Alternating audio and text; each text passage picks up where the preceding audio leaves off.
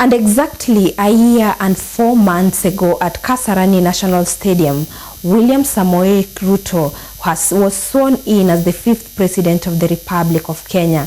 Amid interminable cheers, he took over the 2 instruments of power from his former boss, Uhuru Muigai Kenyatta, trying to beam the remaining fleck of brotherhood between them after their bitter fallout hits and misses.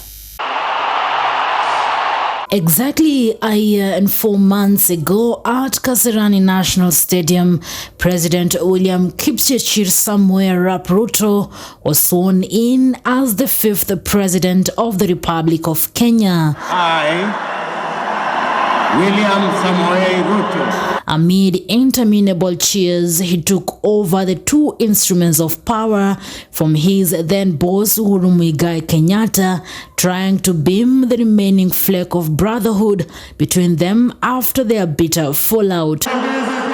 The hustler, bearing the ornaments of prosperity and growth for the nation, took 2 oaths of office and received the instruments of power from Kenyatta, the Constitution and the gold-coated sword, to crown him the Commander-in-Chief of the Armed Forces.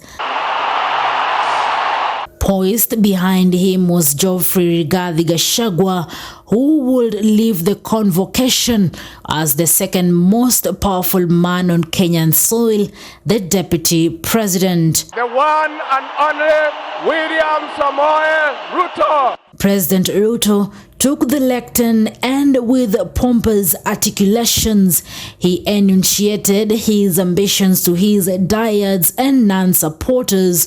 He promised to mutate the nation into rock and roll, rhythm and blues.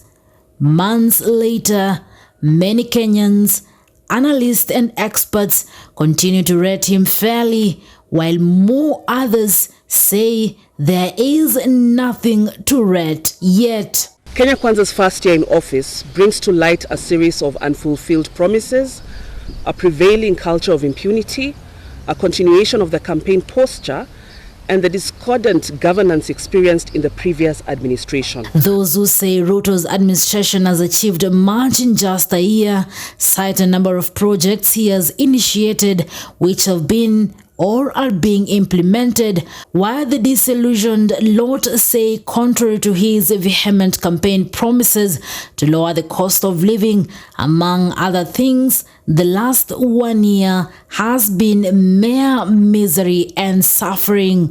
The cost of food and other basic needs has skyrocketed, and the regime continues to use the language of tokenism to appease hungry and angry Kenya. And as the Ruto administration chests thumbs about achieving one goal here and another there, we dive into a candid scorecard of the Kenya Kwanza government 1 year, 4 months after assuming office. Hata kukiwa na shida, ongelesha watu polepole.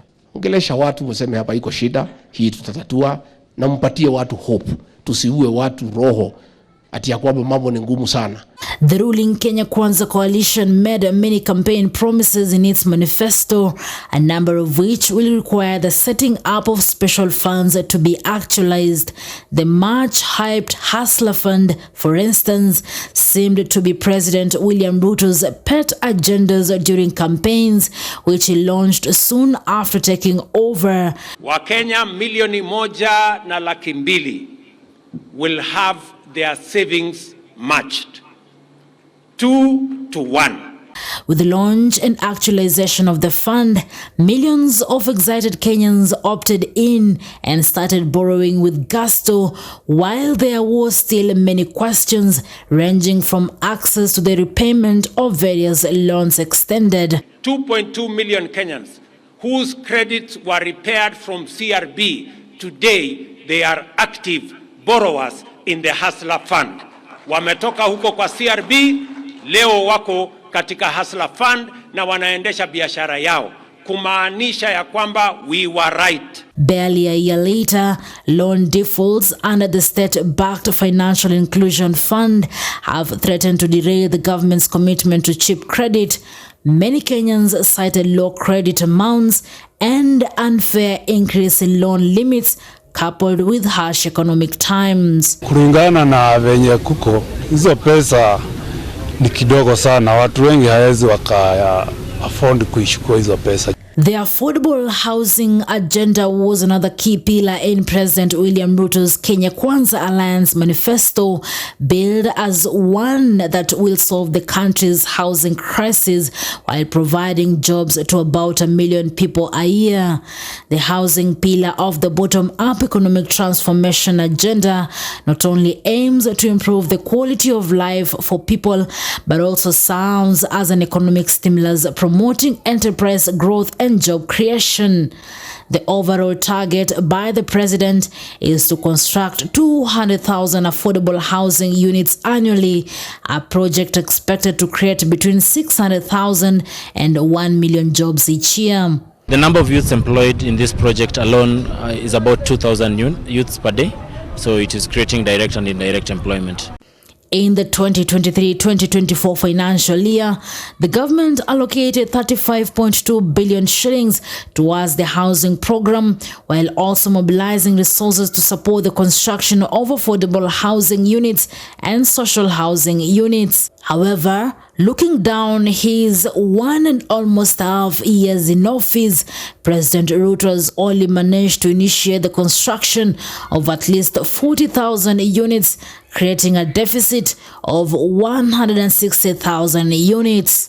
On 28th of November 2023, it was a blow for President William Ruto as the unsavory housing levy was declared unconstitutional by the High Court.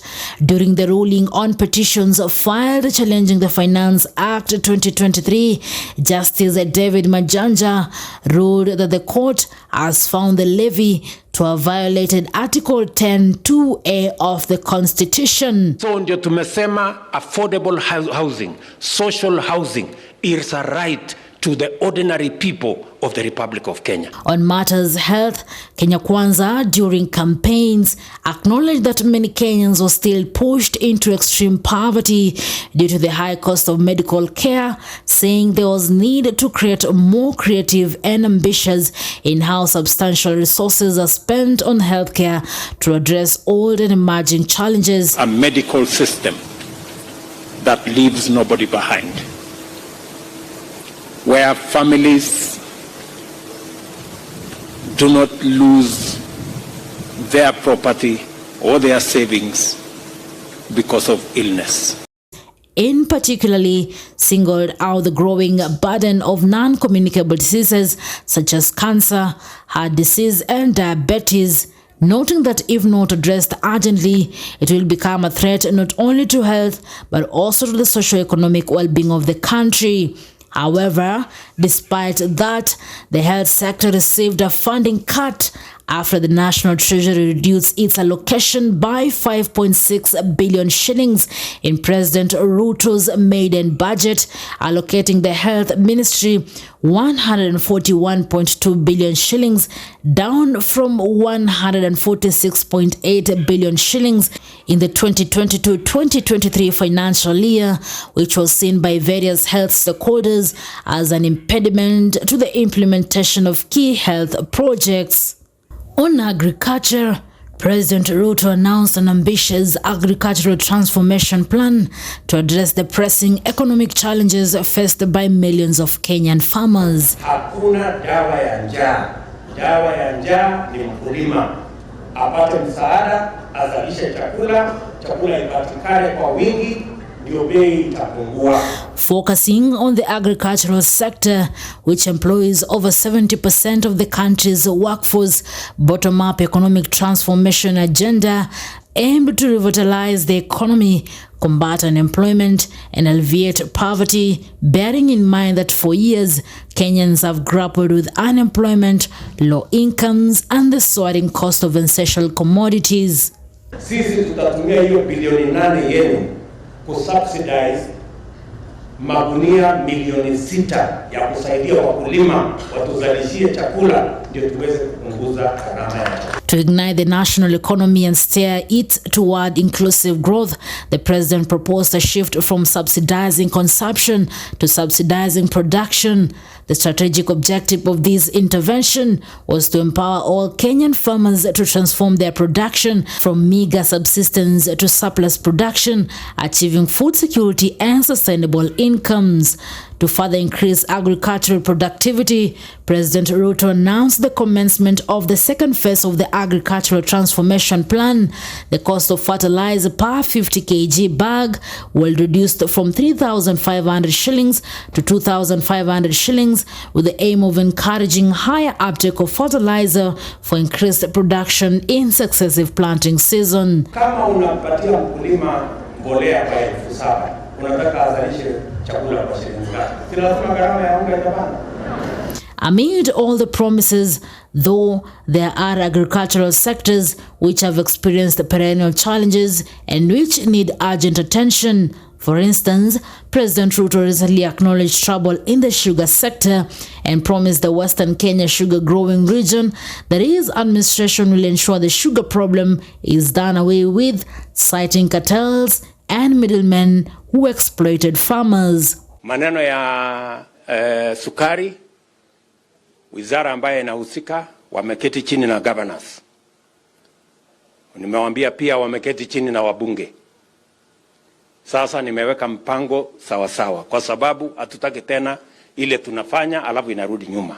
The president also proposed the waiver of 117 billion shillings in debts accrued by sugar factories, a move that will see 6 sugar millers, that is Nzoia, South Nyanza, Soni, Chemelil, Mumias, Muhoroni and Miwani revived amid suspension and receivership woes. Tumeweka pesa nyingi hapa Mumias karibu bilioni 4-5, lakini bado inaenda kwa shimo.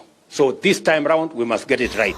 On the security front, Kenya has borne the brunt of deadly terrorist attacks for years, with very recent attack reported in Lamu County near the border with Somalia.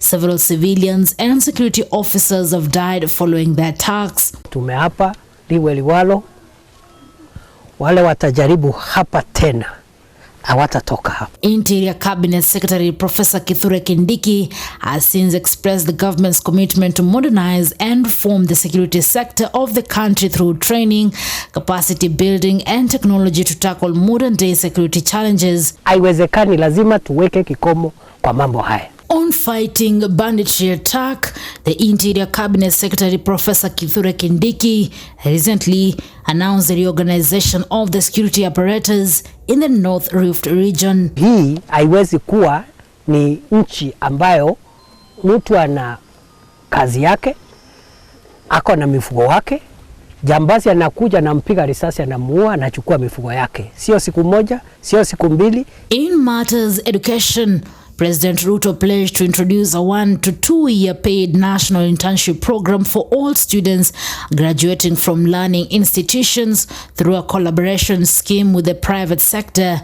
He also pledged to establish a national education fund to mobilize grants, bursaries, and scholarships from private and public sponsors to cater for non-tuition costs. Next financial year, under the new model, we are increasing the budgetary allocation from 54 billion to 84.6 billion. However, there was confusion surrounding the Kenya's new university funding model introduced by the Kenya Kwanza administration.